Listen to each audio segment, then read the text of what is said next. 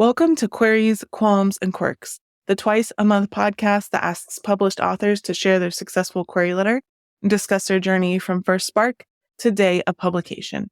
I am your host, author Sarah Nicolas, and literary agent Sarah N. Fisk. Jennifer Chen is a freelance journalist who has written for Oprah Daily, Real Simple, and Today. Her debut YA rom-com book, Artifacts of an Ex, is out now. So please welcome Jennifer to the show. Hello. Hi, Sarah. So we are going to talk about your journey to publication, and we're going to start by going all the way back to the beginning. When did you first start getting interested in writing? And then how long did it take from then before you started getting serious about pursuing publication? Gosh, I went to a performing arts public high school in New Jersey. And so I majored in creative writing, which meant that 2 periods a day I got to write creatively. And it was the thing I loved the most in high school and made me really appreciate my high school because I hung out with other writers, other weirdos like me who liked reading. And that's when I was like, okay, I want to go to college for writing. And it just set me on a path to continue doing it. So I went to NYU's Tisch School of the Arts for dramatic writing, which is playwriting, screenwriting, and TV writing. Oh, wow. All right. Yeah. So how did you learn more about the publishing industry, like how to query, how it works, how to go about it, stuff like that? I took a short story fiction class in NYU, ended up writing a short story there that I turned into a YA novel. And then this is a long time ago, but Random House Delacorte used to have a young adult novel contest. So it's unsolicited manuscripts, which I did. I got an editor who asked for revisions. I was 22 or 23 at the time. So in that brain, I was like, I need to turn around these edits as fast as possible. She said, take a few months. Take a few months. Here's my edit letter, like a physical, actual letter that she sent me in the mail. That's how long ago this was. I did my revisions in 2 weeks, which I would not advise to anyone. Wow. And she passed on it. She said, this isn't quite ready. And she was right. It wasn't ready. But I had gone to NYU with someone who ended up becoming a literary agent, and she asked to read it. And she and I started working together. I can't honestly remember, 2004 maybe, but I was really green and new to publishing, and I didn't know much about it. And they also think YA was different than it is now. So that's where I started.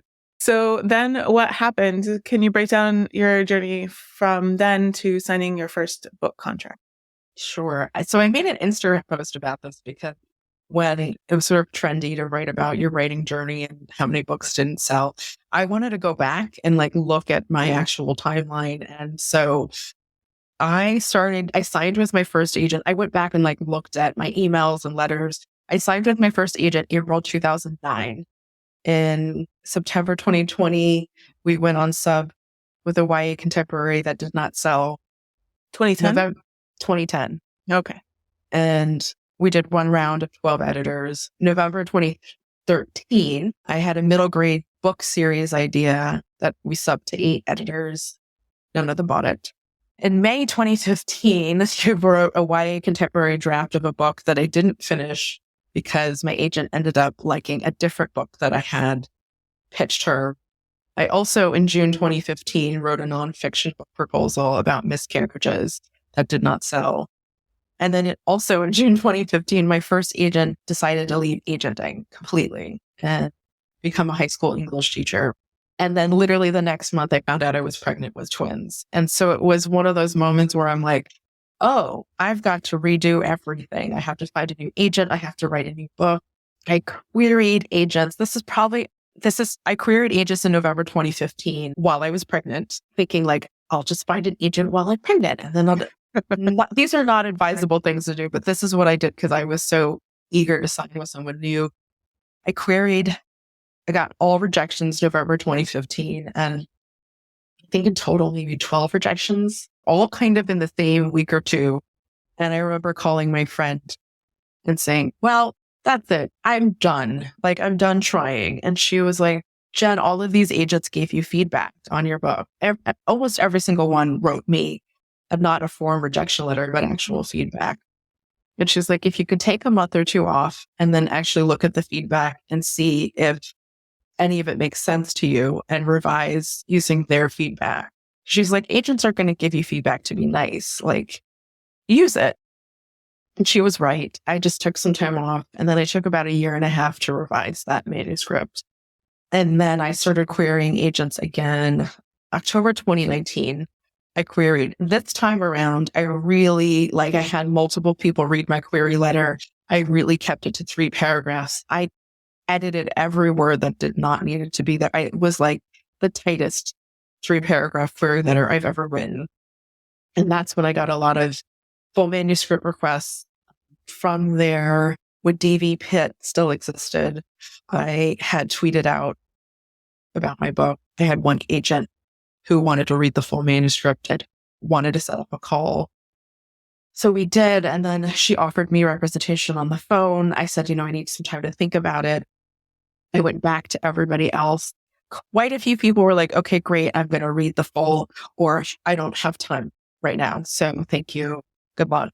One of those happens to be my current agent. Katie Flum, she set up a call with me. And so I had 2 calls sort of back to back with 2 different agents. And that helped me narrow it down to Katie, because she had really great notes. She had a really great plan for the book. And then I signed with her in December 2019. And we were going to sub the book in January, February 2020. It was a dark contemporary YA that has a school shooting. It's a serious book. Mm-hmm. We had thought, okay, I'll take a month or 2 to revise based on Katie's notes. We'll sub. And then the pandemic happened. Katie said to me, okay, let's just hold it for a month or 2. Let's just see, maybe the pandemic will be over in April. We didn't know. We had no clue. And so we held it for a few months and then decided to sub it June 2020, which if I had a crystal ball, I would have said, no, let's not do it at all. Because every editor was like, Jen seems like a great writer. This query is great. I don't want to read this. I just don't want to read anything dark right now. I don't want to read anything heavy. I don't have the bandwidth. And I totally understood. I didn't want to read anything dark or heavy either. So it didn't sell. And in the meantime, I was writing a lot of journalism. I'm a journalist by day. And so I was writing a lot about anti-Asian hate to the point where it felt like that's all I was reporting on. And it was starting to get to me. It was starting to feel like that's all the world is all these graphic, awful, violent attacks. And so I wrote Artifacts and Eggs in about 3 months as I was starting to read more romance. I was starting to read stuff that felt good and fun. And I was like, okay, I really like this genre. I want to write something fun. The world is crazy and awful, and all I'm seeing is awfulness. So I wrote Artifacts in 3 months, and that's the fastest I've ever written a manuscript because it was fun. It was really fun to write. It was an idea I had, and it sold in 2 weeks. So the other manuscript that Katie and I had originally sent out, we did 2 rounds of sending it on submission. It didn't go anywhere. Literally months of just, I think we did 2nd round in October, and it just didn't go anywhere. And so I said to Katie, well, I have this other book and it's almost done and it's very different. And she was like, okay, great. And then when she read it, she's like, I love this. And she gave me notes. And then we went on submission, an exclusive submission with a small an imprint that I really wanted to publish with. They passed on it. And then we went widely. And that's when I got my current editor. Yeah. So it was a lot of rejection before selling. Awesome. Okay. It is time for the first Q of the podcast. Can you read your query letter for us? Sure. So this is the book that I landed with my agent, but didn't actually sell. Here we go. Pretty Ugly, 87,000 words, is a YA own voices contemporary novel in the style of Dumplin' by Julie Murphy meets The Hate You Give by Angie Thomas. Michelle Endelman at the Regal Hoffman and Associates was my agent until she left the business. I am on the hunt for a new agent, and I'd love to be considered for representation with your agency. Full disclosure, a few agents requested the full manuscript. All Claire Gow's ever wanted is to become an actress. But when Claire turns down quiet loner Larry Ng's invitation to Shrewsbury High spring fling, he reacts the next day with violence. Larry shoots 16-year-old Claire point blank in the face. He murders his school bullies, a beloved history teacher, and injures Doug, Claire's best friend and secret crush. 25 hours of reconstructive surgery later, Claire is alive but disfigured. Devastated by her tragedy, the former extrovert retreats further into the safety of her bedroom, feeling hideous, unlovable, and terrified. During a late-night internet search for plastic surgery, Claire discovers a way to fix her problem, a face transplant. Meanwhile, Doug and her friends mount a Shrewsbury survivors gun control movement. An anonymous group calling themselves Larry's Legion troll and harass the activists with violence, including Claire. As she desperately tries to move on, Claire must decide whether to stay in the shadows of her tragedy or step into the spotlight. I'm a freelance journalist who has written for print and online, including pieces in Oh, the Oprah magazine, Real Simple, Bust, and BuzzFeed. I'm an MFA and BFA in dramatic writing from New York University's Tisch School of the Arts, and I'm a proud alumni of Hedgebrook, a women's writing residency. I live in Los Angeles with my TV writer husband, 3-year-old twin daughters, and a snorty pug named Chewbacca. Awesome. Thanks for sharing. Yes. How has your experience been since signing that first contract? Especially let us know if anything surprised you along the way. I think the thing that surprised me the most was kind of realizing how much I had to think about it myself. Like I have a traditional publisher, so there's a marketing team, there's a publicist. But a lot of the ideas and the events that I'm doing came from ideas of my own and just asking, hey, can I have some help with this? So I think I had thought originally that like book events were all planned by your publisher and that, you just show up. And when it came time for that, I realized like, oh, I'm going to do my own legwork inside of book things and then kind of, ask them questions and ask for help, but really kind of do the legwork on it. So that's something I did not know. All right. It is time for the quick round. I call it author DNA. Are you a pantser or a plotter? Plotter. Do you tend to be an overwriter or an underwriter? Underwriter. Do you prefer to write in the morning or at night? In the afternoon. When you start with a new project, do you typically start with a character or a plot or a concept or something else? Concept. Do you prefer coffee or tea? Cappuccino. Whenever you're writing, do you prefer silence or some kind of sound? Sound. When it comes to the first draft, are you a get it down kind of person or a get it right kind of person? Get it down. What tools or software do you use to draft? Scrivener. Do you prefer drafting or revising more? Revising. Do you write in sequential order or do you hop around? Sequential order. And final quick round question. Are you an extrovert or an introvert? Introvert. All right. We're going to talk about the second Q now. What were some of the qualms or worries that you had on your journey? Do you feel like they were realized or you overcame them or, how did they shake out? Something that I had to worry about with when I signed the 2-book deal was, I had this idea for the second book and it seems silly now, but I remember talking to my agent and I said, I think my second book, I think I'm still going to have characters of color. Is that okay? And she's like, Jen, you don't need to think about that. Like, do you think any other white writers consider that they have white characters? And she really helped me. I thought I was like, oh, everybody's just going to think that I just write Asian characters. And she's like, well, that's what you want. And I said, yeah. So she's like, it's totally okay. And that really helped me kind of step out of like, oh, I can just write whatever I want. And I think because I had come into YA book publishing years ago, it was very different. It was very, very different landscape. There weren't a lot of Asian protagonists on covers in books. There weren't a lot of lead stories like that. So I think my qualm and worry was coming from 10 years ago, Jen. Yeah. All right. Now it's time for the third Q. Do you have any writing quirks? Is there anything about your writing process that you think is kind of different or interesting or unique? I'm super organized. And so I actually leaned into that for writing. So something that I share is that book that you heard my query letter from. It took me about 3 years of writing and revising before I got an agent with that. I wrote Artifacts in 3 months. It's a huge difference. And I completely changed my process and I got more organized and focused. I took fiction writing classes. I read a book that I recommend all the time, Story Genius by Lisa Cron.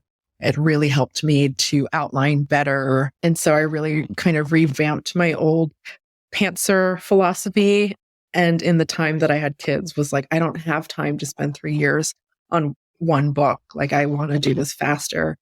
So I took classes, I read books, I listened to other authors who I admire, but also write prolifically. And I was like, what are they doing? How are they doing it? When you were in the lowest parts of your journey, what kept you going and why did you stick to it? It definitely, there was a point after getting rejected, I think November 2015, I can't remember, whatever my set of my timeline was. I seriously wanted to quit writing books. I was doing really well as a journalist and I thought, okay, I'll just stick with that. I'll just stick in that lane. And my friend who also told me, the feedback of like, take some time off and then come back. She's like, don't quit. You're so close. The fact that agents gave you feedback means that there's something there that they like. So don't quit. And she told me to take some time off. And I'm glad she did, because I think if I had hopped on the query train then, I would have also gotten rejected and miserable and sad. And I took 1.5 years to revise that manuscript. And I'm glad. I think I had in my head that like, I needed to do it fast. I needed to get an agent fast. I needed to sell a book fast. And in the process of that, I got rejected because the book wasn't ready. My query letter was great, but my manuscript wasn't ready. So I think there was definitely a time where I wanted to quit because I felt like I had in my mind, I was like, well, if I just find another agent, I'll sell another book and then, I don't have to go through this. But I realized that I needed to actually write a better book than try to find an agent. So that's what I did instead. Nice. Do you feel like you made any mistakes along the way that you might want to, let listeners know so maybe they can avoid making those same mistakes? I definitely, like I said, it took me 3 years. And my first draft of that pretty ugly book was a total pantser situation. I know some people who write like that. I don't write like that anymore because for me, it's so time consuming and so much revising.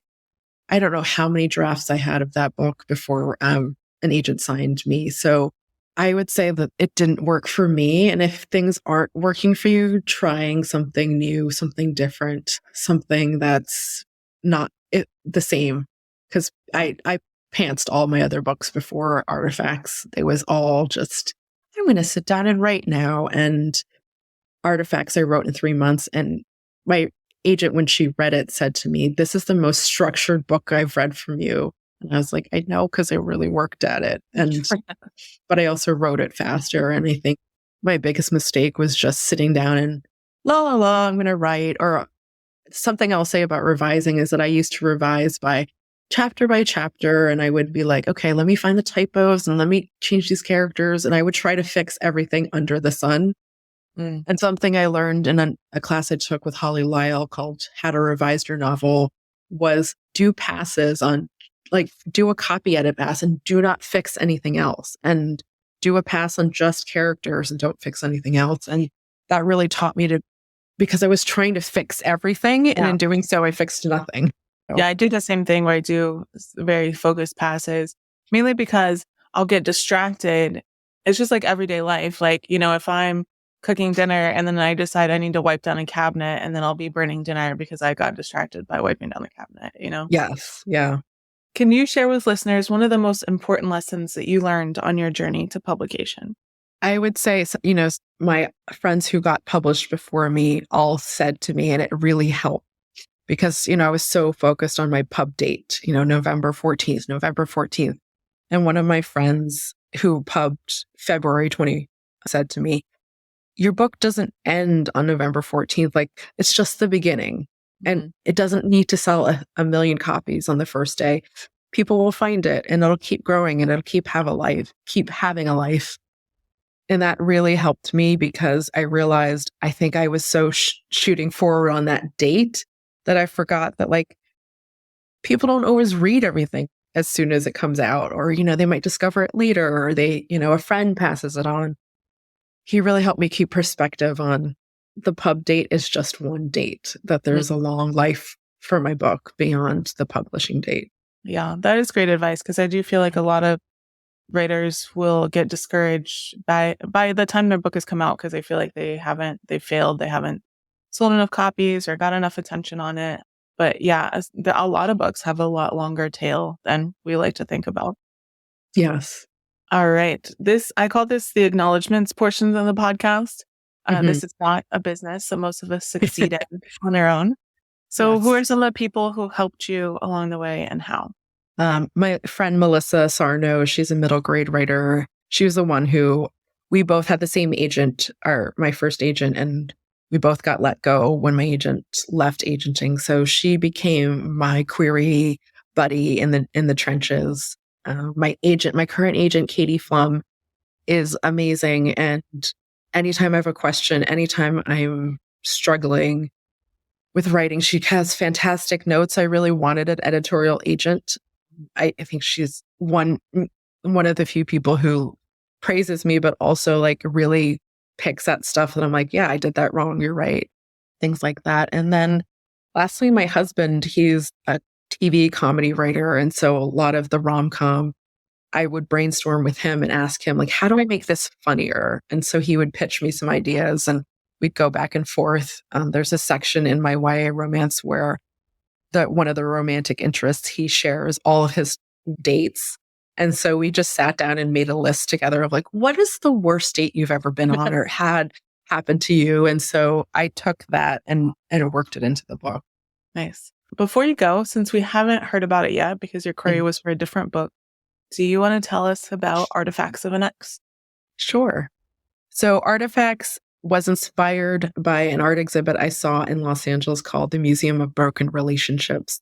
It was about breakup objects from people's friendships, relationships, and I was fascinated by it. And I thought it would be really cool if a teen took that idea after she gets broken up with and turns it into a teen exhibit. And so that's the inspiration for Artifacts. She does that. Her boyfriend breaks up with her. She starts an art exhibit, meets another creative kid who she falls for, but Daniel's convinced he's the rebound guy. So he's like, you just broke up with your boyfriend. That's all I do is go out with people who want to get back together with their ex. So I'm not going out with you, but we can hang out. And of course, they fall in love. Nice. All right. Thank you, Jennifer, so much for coming on the show and sharing your story with everyone. Yes, thank you. Okay. Thank you so much for listening to this episode of Queries, Qualms, and Quirks. You can find the text of Jennifer's query in the show notes, along with links to find out more about her and her books. If you enjoyed the show, I'd appreciate if you'd help me find new listeners by leaving a review, telling your friends, or sharing this episode on social media. If you're interested in supporting the show, go to patreon.com/Sarah Nicolas. That is Sarah with an H and Nicolas with no H. And if you're a published author interested in being a guest on the show, please click on the home base link in the description or go to sarahnicolas.com and click on the podcast logo in the sidebar. Thank you so much for listening, and we'll see you next time.